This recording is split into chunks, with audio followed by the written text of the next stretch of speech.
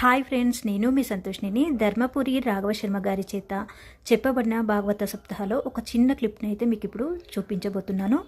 ఈ భాగవత సప్తాహాన్ని మీరు కూడా ఆలకించండి, వీక్షించండి. గ్రంథాలలో ఇష్టమైనటువంటి గ్రంథం ఏదైనా ఉన్నదా అంటే అది శ్రీమద్ భాగవతము మాత్రమే. కృష్ణ ప్రియం సకల కల్మషనాశం చ ముక్తేకహేతుమిహ భక్తి విలాసకారి సంతకథారకమిదం విపతాతరేణ లోకే తీర్థ పరిశీలన సేవయా కిం. ఒకసారి యమధర్మరాజు తన దూత చేతిలో పాశాన్ని చూసి ఇలా అన్నాడు, చూడు నాయన, భగవత్ కథలలో నిమగ్నమై ఉన్నటువంటి వాడిపైన నీవు ఎన్నడూ కూడా పాశాన్ని ప్రయోగించరాదు. వారికి నీవు దూరంగా ఉండాలి.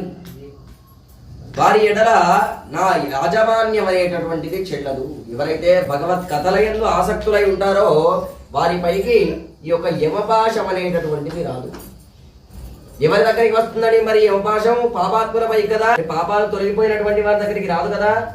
అందుకోసమని ఇన్ని మార్లైనా చెప్తూ ఉన్నాడు, భాగవతం వల్ల పాపాలన్నీ కూడా తొలగిపోతాయి అనే విషయాన్ని. అందువలననే ఈ యమధర్మరాజు యొక్క పాశము కూడా భగవత్ కథలు వినకోరినటువంటి వాడికి, విన్నటువంటి వాడికి ఎన్నటికీ కూడా ఆ పాశము ఏమీ చేయలేదని చెప్తూ ఉంటాడు. శ్రీమద్ భాగవతాన్ని వినడం ద్వారా భగవంతుడు హృదయంలో ప్రవేశిస్తాడని మనం చెప్పుకున్నాం. భగవంతుడు హృదయంలో ప్రవేశించిన తర్వాత ఏం చేస్తాడయ్యా? తావత్ పాపాని దేహేస్మిన్